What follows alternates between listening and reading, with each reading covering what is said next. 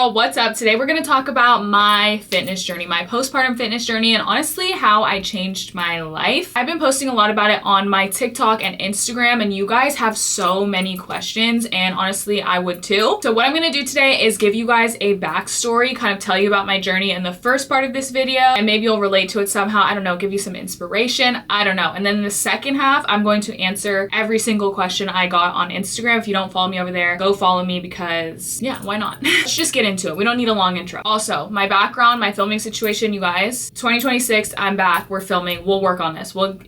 I'm here and that's all that matters. First things first, I had 2 babies back to back, 2 under 2, okay? That's so hard on your body. 1 pregnancy, hard on your body. 2 pregnancies, so hard on your body. Back to back, ridiculously hard on your body. So I had my first baby January of 2024. I gained, I believe, 45, 50 pounds during that pregnancy. I think so. Maybe a little bit more, maybe a little bit less. I stopped weighing myself at the end because you know, if you had a baby, you know, at the end you're like, girl, I don't even care what it says. Like, I'm just huge and I need this baby out, and that's all. Once I gave birth, I initially lost like 20 pounds. So I think I was somewhere around like 180, and I could not get that off. I couldn't get it off. Also, you guys, I don't want to make it seem like you have to give birth to a baby and then like you need to be like tiny, like literally in 2 weeks. I don't want to make it seem like that. I know that that's a lot of people's goals, but I don't want to enforce the idea that you have to do that. If that's what you want to do, that's fine. If you're chilling, girl, I love that for you. You know what I mean? Like, don't feel like you have to just like snap back immediately. I, for about like 5 months, could not lose a single pound. It was like I was so hungry, and I got into such poor eating habits when I got pregnant with Sweetie. I was vegan for like 10 years. Vegan, vegetarian, on and off for like 10 years. Hadn't eaten meat. I was eating meat, and when I tell you I was eating meat, I wasn't just eating meat. I was eating burgers and ribs and tacos all in the same day. Like, I had such poor eating habits when I was pregnant because I was craving everything and I was constantly nauseous. So in order to avoid being nauseous, I would just eat because that's the only thing that would help me. I continued those eating habits into postpartum, and I also experienced some postpartum anxiety and depression, which also made it hard. I wasn't sleeping a lot. You know, if you have a baby, all of my anxiety, like postpartum depression, it was just like really, I don't know, I just was in like a constant fog all the time, and I feel like eating was kind of like the thing that like kept me going. So I did start on 75 hard around 6 months postpartum with my first baby, and I ended up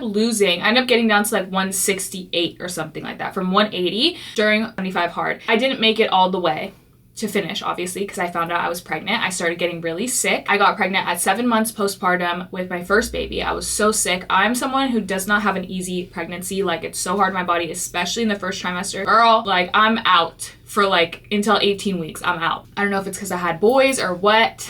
I don't know, but the first 18 weeks of the pregnancy, don't ask me to do anything. So I immediately stopped working out. I immediately just went into like lay in bed all day, and also survival mode because I still had to take care of my 7-month-old, which is crazy. 2 under 2 is just a wild ride. So I got pregnant, stopped working out, and I proceeded, even though I tried to do like walking and stuff, my body was so exhausted from taking care of a toddler while I was pregnant, and my body was like literally giving out. I was so tired. Everything was aching. Like, it just like wasn't a good time for me. I would try to walk and stuff, but I wouldn't be consistent. And again, the eating, like, I just get so hungry. Pregnancy is just not the best for me. If it's good for you, I love that for you. But if it's not good for you, then you know what I'm talking about. I ended up getting to 210. I went from 168 to 210. I don't know. You do the math. Right before I gave birth, I was like, it's fine. I lost 20 pounds immediately when I gave birth to Sweetie, so I should be fine. No, I did not lose that. Even though my baby was bigger this time, I barely lost any weight. I think my baby was 8 pounds. I got down from 210 to like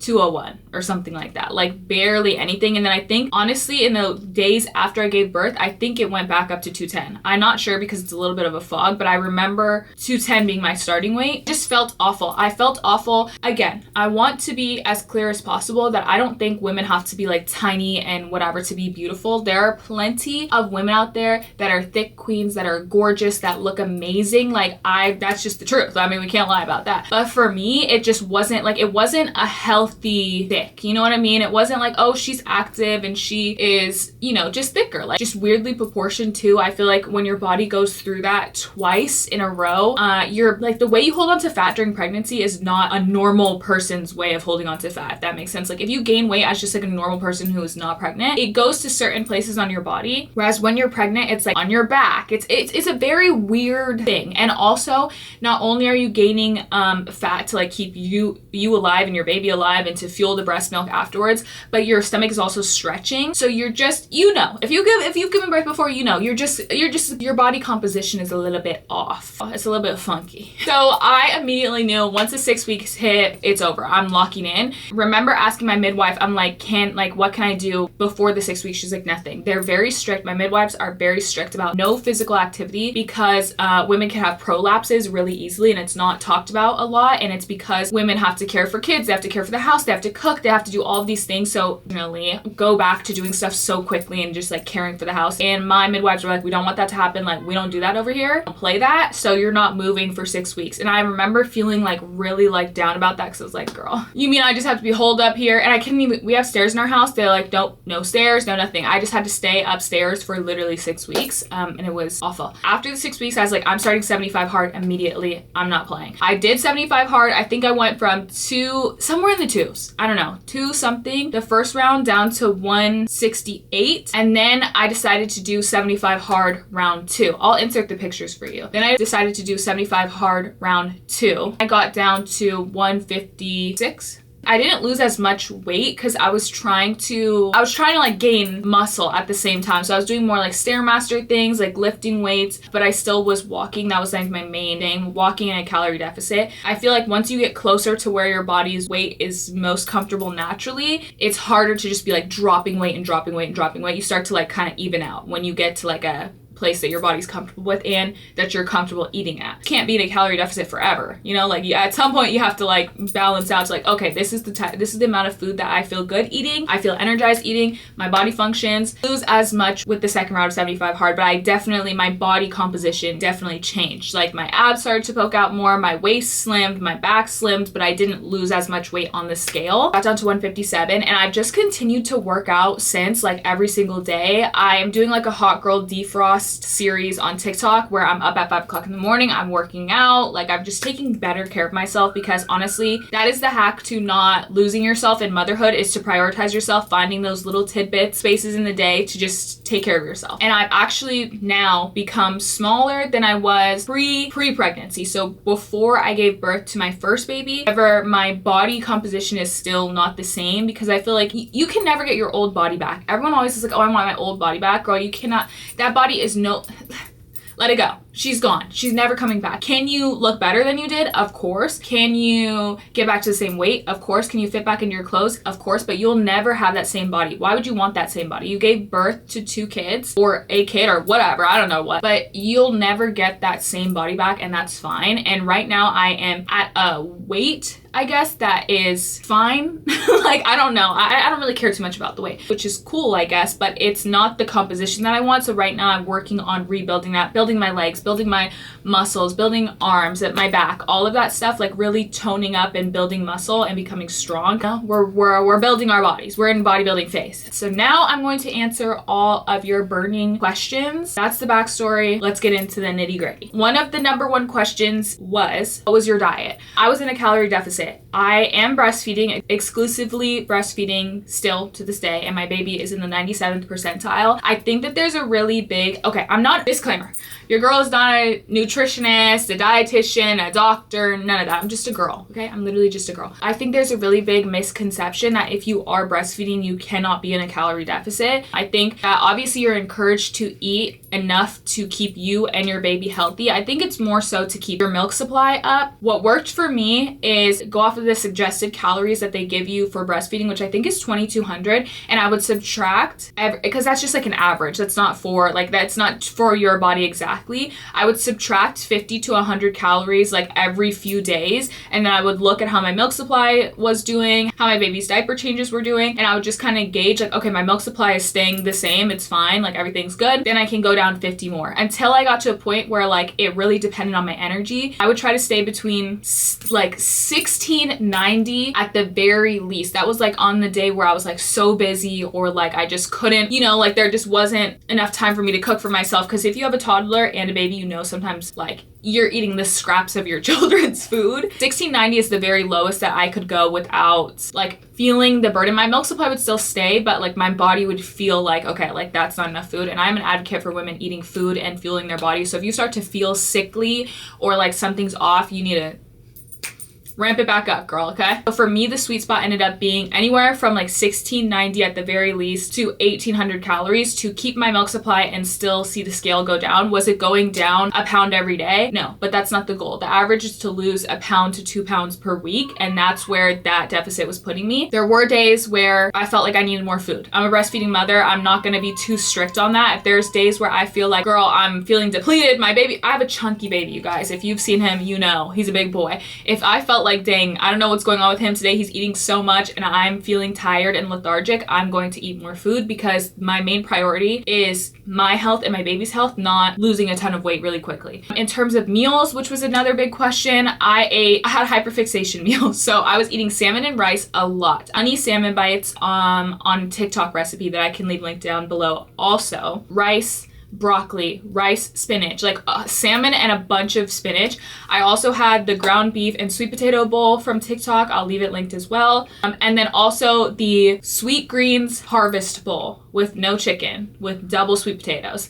That's what I would eat between those 3 meals. I was just rotating and rotating and rotating. And what worked for me the best, eat 1 meal a day. And I know that sounds crazy, and it might sound crazy to you. It might not be like attainable to you, but my dad has always eaten 1 meal a day. My husband is a big, like, he doesn't eat till 12, like just naturally. He's not a breakfast guy. I've been around not eating all the time, every meal, whatever. Like, it's just not something, it's a strange concept to me. And I've seen people get their daily calories in by doing that. So I don't know. I don't have like a negative mindset towards, I guess you would call it intermittent fasting, but I don't have like any negativity towards it. So for me, it just was like easy, like, okay, cool, that's just what I'm doing. I naturally fell into that because I'm so busy in the mornings, from like the moment the boys wake up to 12 is when Swade goes to bed. Like, I'm so busy, I don't even have the time to even think about eating a meal. I may occasionally eat Swade's leftover breakfast if he doesn't get to it. For the most part, not eating till 12. I have coffee in the morning. That was my one like specialty treat. I did not do a skinny coffee. Everyone's like, oh, that's too much sugar, that's too many calories in your coffee. I don't care. If you're a mom, you know, you need that treat. You need that morning treat. You need that coffee.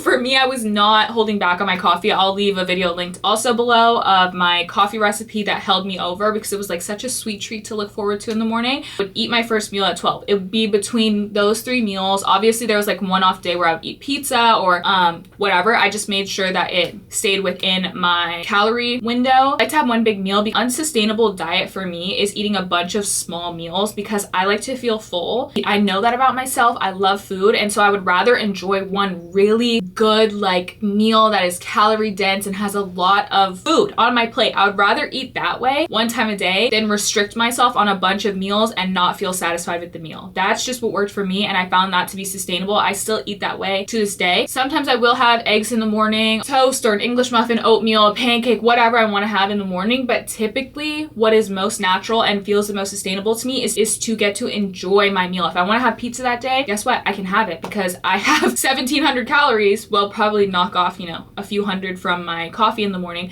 to eat during that time. So you can literally eat whatever you want. A burger, a salad, salmon, pizza. That's how I did my food. I also am a big snacker and a late night snacker. So that meal, because I ate it around 12, would hold me off till like 5, usually, because I'm having so much food. And then after that, I would have my treats, a yogurt bowl, ice cream bar, gummy bears, like whatever, because I still had probably like 300 calories sometimes left over, and I would have like healthier snacks. But I can do a grocery haul, what I eat in a day, to show you more specifically, but I would have my snacks in the afternoon. You have to be honest with yourself. People are way too strict on like, okay, I have to eat shredded shredded chicken, rice, and broccoli every single day, and I have to eat eggs in the morning. I have to, like, they're just very strict when that's like not realistic. I am a breastfeeding mother. I'm gonna want a snack, you know what I mean? I'm gonna want a snack in the middle of the night. So I allow for that in my diet instead of being like so restrictive and so precise. Like, I just would rather have something that is healthy and sustainable for me than something super restrictive that might get me results like really quickly, but it's just not real. Like, obviously I could cut out sugar and I would probably lose way quicker, but I want to enjoy my life, you know what I mean? In terms of workouts, which is everybody's burning question, the number one thing that I did, you guys, is walking. I know. You hear that and you think, this is what I thought at least, that's too easy, that's not gonna work. Like, you know, everyone is just like gassing up walking. Trust me, I got a walking pad and I walked outside, and I would walk during 75 hard the first round. I was doing 45-minute walk outside, 45-minute walk inside. That's pretty much it. That's what I did the whole time. Walking on my walking pad, grow with Joe, walking outside, that's it. To lose the first 200 whatever to like 168, whatever that was, the first round was just walking. Second round, I started incorporating more Pilates by Izzy's deep core videos, and the walking really helped, to be honest. It was a lot of leg heavy stuff, Pilates and walking. That's kind of when I started to incorporate more than just walking, and that got me to that 157, 158 area. And now I am doing walking, you know, Peloton, legs, arms. I'm doing the full thing. I'm just working out and I'm finding things that I like just so that I can maintain consistency. That's pretty much it. Like, but girl, walking, like if you just lock in with walking, getting 10K steps a day, get something that tracks you. At first, I have the Oura Ring. You can get an Apple Watch, a Fitbit.